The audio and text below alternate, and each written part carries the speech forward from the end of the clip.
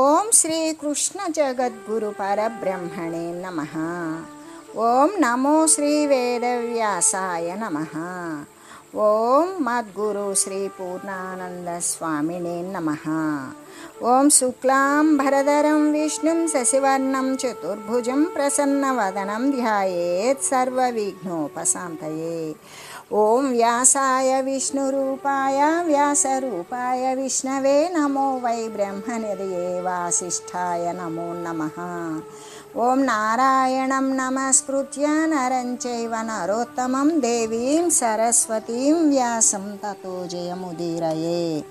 శ్రీ భగవద్గీత ఆత్మ సంయమ యోగము అంటే మనసు యొక్క బలీయత సామర్థ్యాన్ని చూసి గాబరా పడవద్దు అని చెబుతూ, అంతేకాదు దానిని లోబర్చుకోవడానికి ఉపాయాలు అనేవి ఉన్నవి అని తెలియజేసి ఆ ఉపాయం ఏమిటో తెలియజేశారు.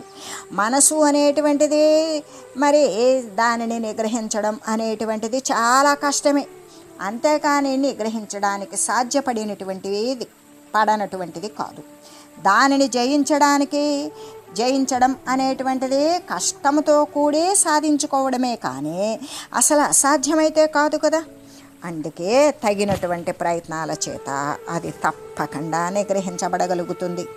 ఇంకా దానిని నిగ్రహించడానికి భగవానుడు చెప్పినటువంటి ఉపాయాలను గురించి మనం తెలియజేసుకుంటే, ఈ ఘట్టము సాధక లోకానికి అతి ముఖ్యమైనది. ఎవరైతే ఇటువంటి మనసును నిగ్రహించాలి అనే బాధన పడుతూ ఉన్నారో, నిగ్రహ పడకుండా దాని యొక్క మరి ఉపాయము తెలియక వారికి చాలా ముఖ్యమైనటువంటిది.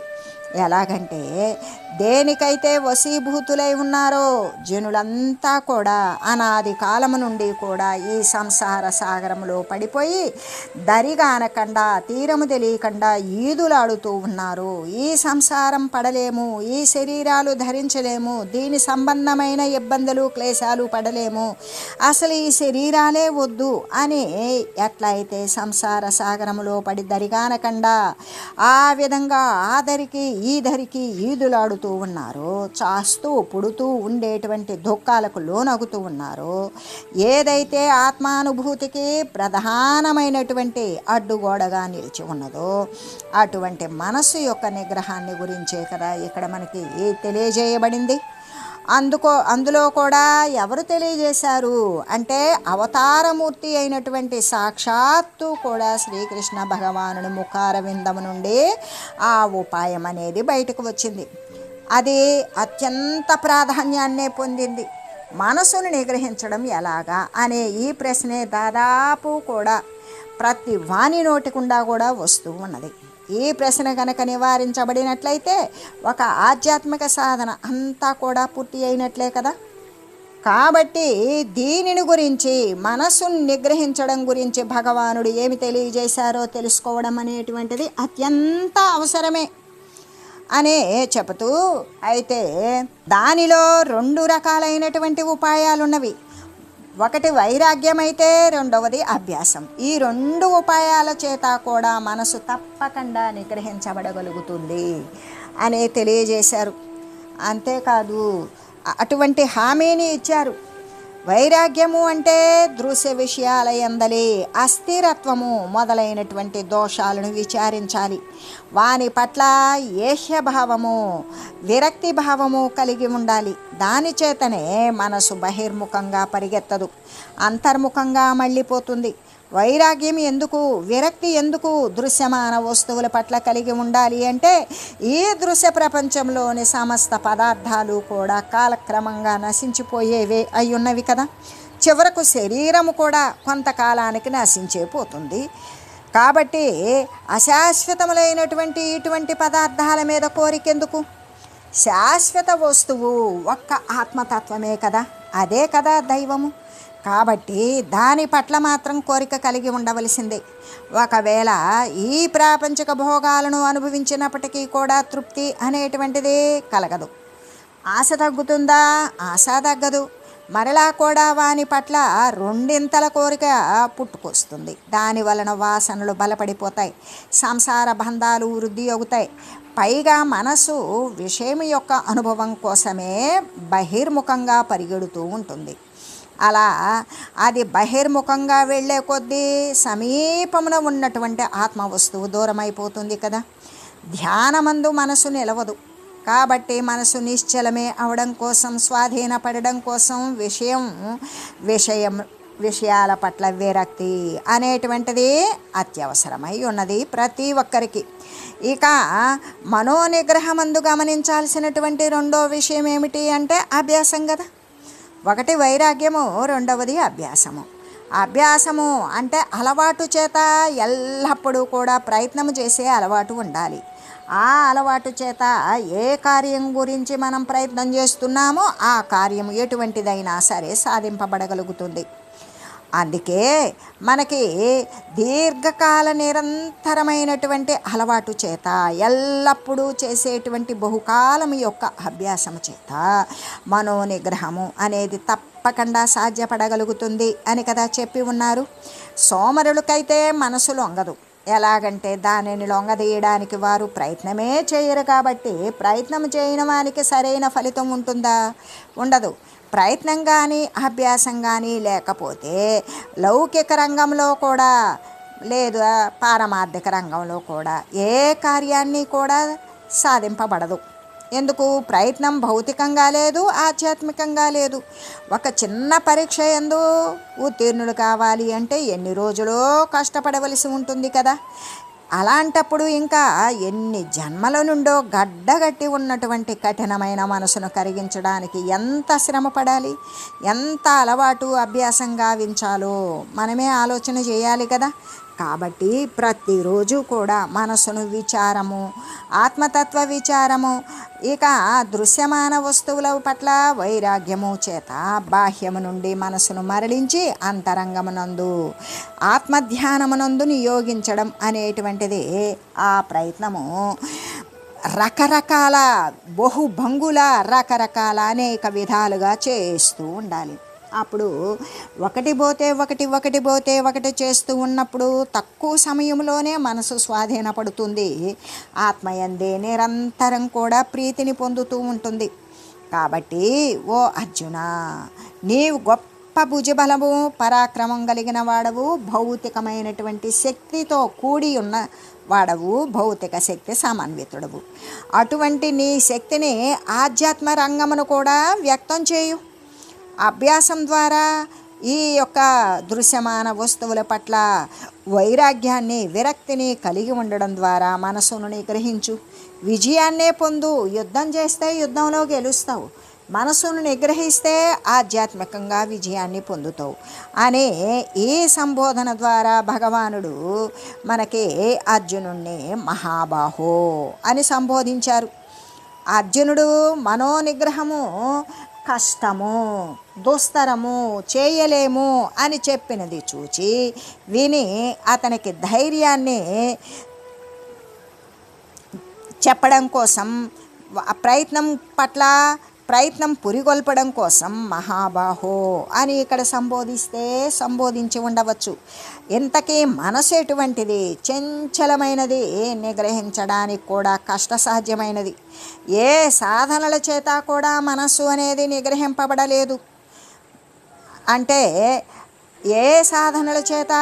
అభ్యాసము, వైరాగ్యము అనే ఈ రెంటి చేత కూడా మనసు అనేటువంటిది స్వాధీనపడుతుంది. ఎందుకు అంటే ఈ మనసు అనేక జన్మార్జితమైనటువంటి ఆ యొక్క అనేక శరీరాల యొక్క మార్పులు చేర్పులలో అనేక జన్మల నుండి శారీరకపరమైనటువంటి మలిన వాసనలు అనేటువంటివి ఒక్క రాగాన పోవు. కాబట్టి సాధకుడైనటువంటి వాడు ప్రయత్నపూర్వకంగానే వాటిని సాగనంపాలి. లేకపోతే శాంతి కలుగుతుందా? కలగదు.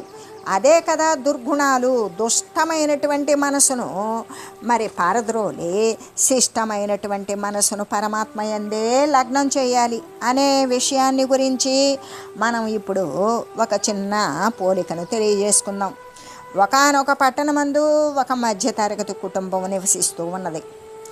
ఆ ఇంటి యజమాని గొప్ప శ్రీమంతుడు కాకపోయినప్పటికీ కూడా తన కుటుంబానికి చాలినంత ఆస్తి మాత్రం కలిగి ఉన్నాడు. దానితో అతడు ఏ ఆటంకం లేకుండా తన యొక్క జీవనయాత్రను సాగిస్తూ ఉన్నాడు. అతనికి ఒక కుమార్తె ఉన్నది. యుక్త వయసు వచ్చింది ఆమెకు. తండ్రి ఏం చేశాడు, ఆమెకి యుక్త వయసు రాగానే ఆమెకు మంచి సంబంధం చూసి చక్కగా యథావిధిగా వివాహం చేసేశాడు. తర్వాత ఇలా రోజులు గడుస్తున్నాయి. వివాహమైన కొద్ది నెలలకు దీపావళి పండగ వచ్చింది. దీపావళికి అల్లుళ్ళ పండగ అని కూడా పేరు ఉన్నది కదా. తప్పనిసరిగా మరి ఆ సంవత్సరంలో తొలి దీపావళికి, పెళ్ళైన తర్వాత తొలి దీపావళికి అల్లుడు ఇంటికి వస్తాడు. కాబట్టి ఆ పండగకి అల్లుడిని ఇంటికి పిలిపిస్తే బాగుంటుంది అనుకొని యజమానికి తోచింది. తన కోరిక ప్రకారంగానే అతడు ఎప్పట్లాగా ఫోన్స్ అవి లేవు. ఇది ఎప్పటిదో 60-70 సంవత్సరాల క్రితం ఉన్నటువంటి సంగతి. అయితే ఆయన ఒక జాబు రాశాడు. అంటే దానిని లేఖ లేదా ఉత్తరం అని చెప్తాం. దాని మూలకంగా అల్లునికి వెంటనే తెలియజేశాడు. ఆ యొక్క జామాత అంటే ఇతని యొక్క అల్లుడు ఏం చేశాడంటే సంతోషంతో ఆ ఆహ్వానం పంపించినటువంటి ఉత్తరాన్ని చదివి అంగీకరించాడు. వెంటనే అతడు ఏం చేశాడు, దీపావళికి 2 రోజులు ముందుగానే మామగారి ఇంటికి వచ్చి చేరాడు. అంటే కొత్తగా అల్లుడు కాబట్టి, నూతన వరుడు కాబట్టి అత్తమామలు చాలా ఖర్చు పెట్టారు. అతనికి మంచి మర్యాదలు చేయసాగారు. క్రొత్త వస్త్రాలు ఇచ్చారు. క్రొత్త పలహారాలు అతనికి అందజేస్తూ ఉన్నారు. అయితే దీపావళి పండగ రానే వచ్చింది. వేడుకలు కూడా పూర్తి అయిపోయినవి. పండగ అయిన తర్వాత 1-2 రోజులకు అల్లుడు వెళ్ళిపోతాడు అనుకొని అత్తామామలు ఆలోచన చేశారు. అలాగే వెళ్ళిపోతాడేమో అని తలంచారు. కానీ అదేం విపరీతమో కానీ దీపావళి దాటిన వారం రోజులకు కూడా అల్లుడు ప్రయాణం కట్టడం లేదు. ఇక అల్లుడు గారు దీర్ఘకాలం క్యాంపు చేయడం వల్ల ఇంటి వారికి ఖర్చు నానాటికి పెరిగిపోసాగింది. మరి వచ్చిన క్రొత్తలో చూసినట్లు చూడలేరు కదా. చేతిలో ఉన్న డబ్బంతా గృహ యజమానికి అయిపోతూ ఉంది. అప్పో సొప్పో తెస్తున్నాడు, కాలం గడుపుతున్నారు. అల్లుని ఉనికి ఇంటి వారికి ఒక పెద్ద సమస్య అయి కూర్చున్నది. వెళ్ళండి అని చెప్తామా, మర్యాదకు లోటు. ఉండనిస్తామా, కొండంత భారం. ఈ ప్రకారంగా యజమాని తన మనసులో సతమతమైపోతూ ఉన్నాడు. ఆర్థికంగా నలిగిపోతూ ఉన్నాడు. ఇటువంటి పరిస్థితిలో కర్తవ్యమేమిటో అతనికి తోచలేదు. సరే, ఒకనాడు ఇంటి యజమాని తన భార్యని ఏకాంతంగా పిలిచాడు. దైవికంగా ఏర్పడినటువంటి అత్యవసర పరిస్థితిని గురించి సమాలోచనలు ప్రారంభించాడు. ఆ భార్యతో సమాలోచన చేసేటప్పుడు అతను కొన్ని సూచనలు కూడా చేశాడు. అతని అర్ధాంగి మరికొన్ని సూచనలు చేసింది. ఈ ప్రకారంగా వాళ్ళిద్దరూ కూడా దీర్ఘమైన ఆలోచనలు చేశారు. అల్లుని బిడ తప్పించుకోవడానికి ఉపాయాలను వెతకసాగారు. 4-5 ఉపాయాలను ఒక కాగితం మీద రాసుకున్నారు. ఒక్కొక్క దానిని అమలులో పెట్టాలి అనుకున్నారు. మొదటి ఉపాయము చేత కార్యసిద్ధి కలగలేదనుకో, రెండవ ఉపాయం ప్రారంభించడం. రెండవ దానికి కూడా ఫలితం లేకపోతే మూడవ దానిని ఆచరణలో పెట్టడం. ఈ విధంగా వారు అటువంటి కృత నిశ్చయంతో ఉన్నారు. సరే, మొదటి ఉపాయం అల్లునికి స్వాదిష్టమైనటువంటి రుచికరమైన మధుర పదార్థాల రాజభోజనాన్ని విరమించేశారు. సామాన్యమైన భోజనాన్ని పెట్టడం. దీనిని వెంటనే అమల్లో పెట్టేశారు. దాని ఫలితంగా అల్లునికి వేసిన ఇస్తరిలో పిండి వంటలు కనిపించడం లేదు. రకరకాల కూరలు కనిపించడం లేదు. చింతకాయ పచ్చడి, అన్నపు మెతుకులు మాత్రమే ఉంటున్నవి. కానీ అల్లుడు ఇటువంటి మార్పులకి ఏమన్నా దడిసేవాడా? కాదు, అస్సలు జంకడం లేదు. ఆ మార్పు చేత కూడా అతనికి చేమ కుట్టినట్లు కూడా లేదు. ఆహార విషయంలో జరిగినటువంటి ఈ మార్పు అతడు ఏమాత్రమూ కూడా లెక్క చేయలే. మామగారింటి యందు తిష్ట కొనసాగించడానికే అతడు దృఢ నిశ్చయం చేసుకున్నాడు.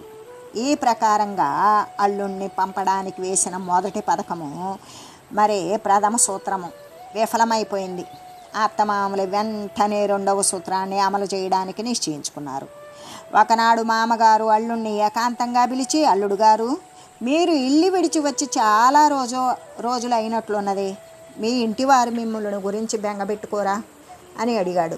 తక్షణమే అల్లుడు ఏమన్నాడంటే, మామగారండి, మీరు చెప్పింది పరమసత్యము. మా తల్లిదండ్రులు, సోదర సోదరీలు అందరూ నన్ను గురించి బెంగ పెట్టుకొని విపరీతంగా బాధపడుతూనే ఉంటారు. కాబట్టి ఈరోజు వారికి మీరందరూ ఇక్కడికి వచ్చి నన్ను సందర్శించి మీ మీ బెంగలు పోగొట్టుకొనండి అని జాబు రాయదలుచుకున్నాను అని చెప్పాడు.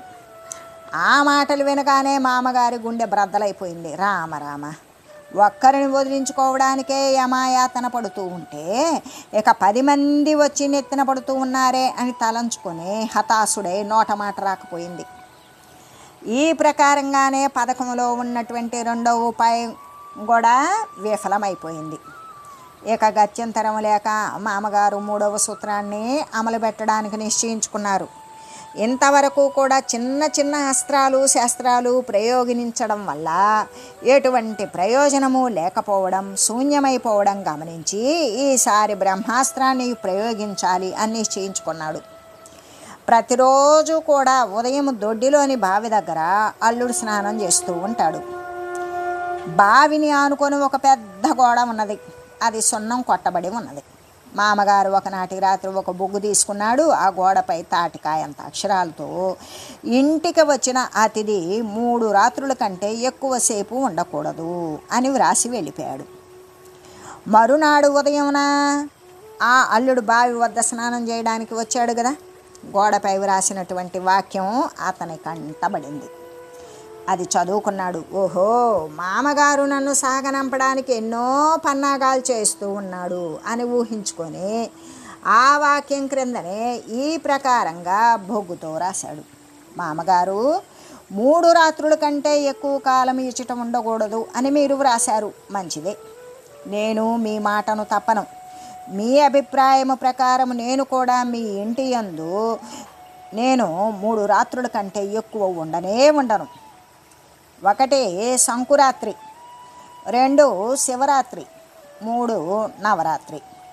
ఈ 3 రాత్రులు చూచుకొనే వెళ్ళేదను, మీరు వేరేలాగా భావించకండి అని రాశాడు. అల్లుడు స్నానం చేసి వెళ్ళిపోయిన తర్వాత మామగారు బావి వద్దకు వచ్చాడు. అల్లుడు వ్రాసినటువంటి పిడుగు వంటి వాక్యాలను చూసి మూర్ఛపోయాడు. కొంతసేపటికి తేరుకొన్నాడు. కిం కర్తవ్యం విమూఢుడయ్యాడు. ఇప్పుడు నేనేం చెయ్యాలి అనేటువంటి భారంతో కాలాన్ని గడపసాగాడు. అంటే ఇప్పుడు మనం ఒక కథను తెలియజేసుకున్నాం కదా.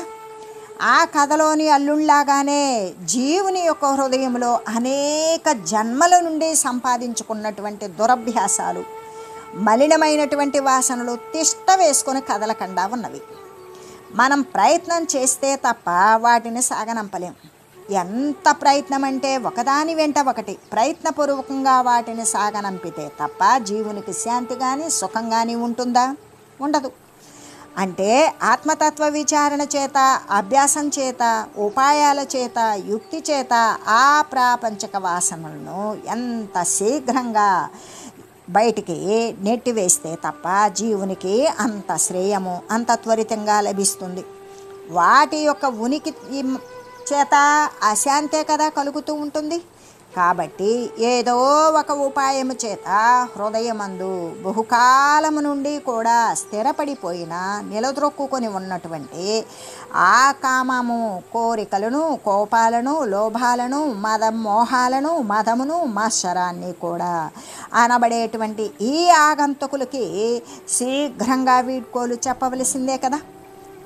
అవి లేకపోతేనే జీవునికి పరమానందము, అదే కదా మోక్షము అని చెబుతూ, అంటే అనేక జన్మల యందు కూడా శరీరమునందు కూడా ఆర్జించినటువంటి మలిన వాసనలు ఒక్క రాగాన పోవు. కాబట్టి సాధకుడు ప్రయత్నపూర్వకంగా అభ్యాసం ద్వారా, ఈ వైరాగ్యం ద్వారా, ఆత్మతత్వ విచారణ అనబడేటువంటి అలవాటు ద్వారా మాత్రమే సాగనంపాలి. లేకపోతే శాంతి అనేటువంటిది కలుగదు కదా అని తెలియజేస్తూ మనసును ఎందుకు నిగ్రహించాలి అనేటువంటి విషయాన్ని గురించి అసంయతాత్మనా యోగో దుష్ప్రాప ఇతి మే మతి వశ్యాత్మనాతు యతత శక్యో వాప్తుముపాయతః. అంటే నిగ్రహించబడనటువంటి మనస్సు కలిగిన వాని చేత యోగము, బ్రహ్మమునందు ఏకత్వము అనేటువంటిది పొందడం శక్యము కాదు కదా. అని నా అభిప్రాయము. ఇంకా కూడా స్వాధీనమైనటువంటి మనస్సు కలిగి ప్రయత్నించేటువంటి వాని చేతను ఉపాయము చేత అది పొందడానికి శక్యమై ఉన్నది. కానీ నిగ్రహము లేనటువంటి మనసు ఉన్నవాని చేత యోగము బ్రహ్మైక్యము అనేటువంటిది పొందడం సాధ్యము కాదు. అంటే ఇక్కడ మనస్సును నిగ్రహించినటువంటి వానికి, మనస్సును నిగ్రహించకపోతే ఆత్మసాక్షాత్కారము అనేటువంటిది లభించదు. అదే ధ్యాన యోగమందు నిలుకడ సంభవించదు అని చెబుతూ, ఎప్పుడైతే మనసును నిగ్రహించారో వారికి మాత్రమే కదా తన యొక్క సాక్షిత్వ సందర్శనము అనేటువంటిది కలుగుతుంది, ఆత్మ సాక్షాత్కారము అనేది లభిస్తుంది. అంటే ధ్యాన యోగమందు నిలుకడ సంభవిస్తుంది. ఒకవేళ మనసును అదని నిగ్రహించినటువంటి వానికే ఆత్మయందు ఐక్యము పొందడం అనేటువంటి స్థితి సాధ్యపడుతుంది అని ఇక్కడ పరమాత్మ తెలియజేస్తూ ఉన్నారు. కాబట్టి మోక్షాపేక్ష కలిగినటువంటి వారంతా కూడా పెక్కు సాధనలు చేయాల్సిందే, ఉపాయాలను ప్రవేశపెట్టవలసిందే. మొట్టమొదట తన యొక్క మనస్సును ఇంద్రియాలను కూడా నిగ్రహించవలసిందే. అవి గనక పొట్టుదప్పి విచ్చలివిడిగా ఈ విషయాలు అనబడే వాటి యొక్క అరణ్యాల యందు సంచరిస్తూ ఉన్నంత వరకు కూడా మోక్షమును గురించి, అంటే కోరికలు నశించిపోవడం అనేటువంటి విషయాన్ని గురించి అసలు వార్తే ఉండదు. ఎలాగంటే మనసు ఆశ అనబడేటువంటి త్రాళ్ళ చేత కట్టబడి ఉంటుంది. కాబట్టి బహిర్ముఖంగా ఈ ప్రాపంచక సంబంధంగా ప్రవర్తించినప్పుడు ఆత్మయందు ఏమాత్రము ఇష్టము ప్రీతి అనేది ఉండదు. దైవమునందు ఎటువంటి వాంఛ లేకుండా అంతర్ముఖత్వాన్ని చెందదు. అలా అంతర్ముఖత్వాన్ని చెందకుండా ప్రాపంచక సంబంధమైన దృశ్య సంబంధమైన వస్తువులు వెంటే ఉండడం చేత ఇక అప్పుడు ఆత్మస్వరూపాన్ని తెలియజాలలేడు కదా. కాబట్టి ఇక్కడ మనసును నిగ్రహించినటువంటి వానికి ఆత్మసాక్షాత్కారం లభిస్తుందా? లభించదు. ధ్యానం చేసిన ధ్యానయోగమందు నిలుకడ నిగ్రహము సంభవిస్తుందా? లేదు. అది ఎప్పుడైతే ధ్యానయోగమునందు మనసును నిగ్రహించినటువంటి వానికే కదా ఆత్మైక్యము అనేటువంటిది సాధ్యపడుతుంది. కాబట్టి మోక్షము పట్ల ఆసక్తి కలిగినటువంటి వారందరూ కూడా పెక్కు సాధనలు చేయవలసిందే. ఆ సాధనల చేత అభ్యాస వైరాగ్యము అనబడేటువంటి ఉపాయాల చేత కూడా మొట్టమొదట తమ మనసును ఇంద్రియాలను నిగ్రహించాలి. అవి గనక ఒకవేళ నిగ్రహించలేకుండా పొట్టు దప్పిపోయినవా వెచ్చలివిడిగా విజృంభిస్తాయి. ఈ విషయాల పట్ల ప్రాపంచక సంబంధమైన దృశ్యమాన పదార్థాల పట్ల కూడా విజృంభిస్తాయి. అలా పొట్టుదప్పి విచ్చలివిడిగా సంచరిస్తూ ఉంటాయి. అవి అట్లా బహిర్ముఖంగా విచ్చలివిడిగా సంచరిస్తూ ఉన్నంత వరకు కూడా మోహం క్షయతి ఇది మోక్ష, కోరికలు తీరడం అనేటువంటిది ఉండదు. ఏ పరమాత్మ తత్వాన్ని పొందాలి అనే కోరిక అయితే ఎప్పటికీ ప్రాపంచక సంబంధమైన వాసనలతో కూడి ఉన్నటువంటి వాడు ఆ మోక్షతత్వాన్ని పొందలేడు కదా. ఎలాగంటే మనసు ఆశ అనబడేటువంటి త్రాళ్ళ చేత కట్టబడి బహిర్ముఖంగా ప్రవర్తిల్లినప్పుడు ఆత్మయందు, అంటే పరమాత్మ తత్వమైనటువంటి దైవమునందు ఏమాత్రము ఇష్టాన్ని పెంచుకోలేడు. ప్రీతి లేకపోవడం వల్ల అంతర్ముఖత్వాన్ని చెందలేడు. అలా అంతర్ముఖత్వాన్ని చెందకుండా ఉండడమే అప్పుడు ఆత్మస్వరూపాన్ని కూడా తెలియజాలకుండా ఉంటాడు. అయితే అటువంటి మనస్సంయమము, మనస్సును నిగ్రహించడం అనేది ఎలా లభిస్తుంది అంటే అభ్యాసము వైరాగ్యము అనే ఈ రెండింటినీ గనక ఆశ్రయించినట్లయితే మనసు అనేది స్వాధీనపడిపోతుంది. అందుకే యతత అంటే ప్రయత్నించేటువంటి వాని చేత మాత్రమే అని ఇక్కడ తెలియజేశారు. కాబట్టి యోగము లేకపోతే ఆత్మసాక్షాత్కారము సిద్ధించడానికి ప్రయత్నము అనేటువంటిది అత్యంత ఆవశ్యకము అనే కదా చెప్పడం. ఎప్పుడు యోగము అబ్బుతుంది అంటే ప్రయత్నం చేసినటువంటి వానికి మాత్రమే యోగము అనేది అబ్బుతుంది, కానీ సోమరులకు కాదు కదా అనే కదా మనకి స్పష్టమవుతూ ఉన్నది. అంటే సోమరి అనేటువంటి వాడు కర్మలనే చేయడు. కర్మలను వదిలివేసి కర్మ ఫలితాలనే ఆశ్రయించుకొని కర్మలను వదిలేసి కర్మ ఫలితాల పట్ల ఆసక్తి కలిగి దాని ప్రకారము ఈ ప్రాపంచిక సంబంధమైన పదార్థాల పట్ల ఆసక్తి కలిగి మాత్రమే కర్మను చేస్తాడు. కానీ సోమరితనంతో కర్మలను వదిలేసి నిష్కామ కర్మతత్వాన్ని వదిలివేసి ఇక ఉన్నటువంటి వాడు, కర్మలను లేకుండా ఈ యొక్క శరీర ఇంద్రియాలను కదలకుండా పెట్టి కూర్చున్నటువంటి వాడు, అలసుడు, అలిసిపోయినటువంటి వాడు ఏ రంగంలో కూడా వృద్ధికి రాలేడు కదా. అంటే భౌతికంగా ఏ లౌకిక రంగమునందు కూడా వృద్ధికి రాలేకపోతే పారమార్థిక రంగమునందు అస్సలు రాలేడు. ఎందుకు అంటే జన్మాంతరాల నుండి కూడా జీవుని వెన్నంటుచూ వస్తున్నటువంటి దుష్టవాసనలను అంతం చేయడానికి ప్రబలమైనటువంటి తనదైనటువంటి స్వకీయమైన పురుష ప్రయత్నము అనేటువంటిది అత్యంత అవసరం. ఇంకా కూడా ఉపాయత అని చెప్పారు. ఆ ఉపాయత అని చెప్పినందువలన మాయను జయించడానికి పరమాత్మను పొందడం కోసం యోగ సిద్ధి అనేటువంటి యుక్తి అత్యంత అవసరము అనే కదా తేలుచూ ఉన్నది అని చెబుతూ ఓం మంగళం పావన గీతామాత జయ మంగళం భక్తజనావని బంధ విమోచని భవభయహారిణి భవ్యదాయిని మంగళం. ఓం మంగళం శ్రీ కురుక్షేత్ర రణక్షోణీ విహారిణే పార్థసారథి రూపాయ గీతాచార్యాయ మంగళం. ఓం మంగళం మహత్.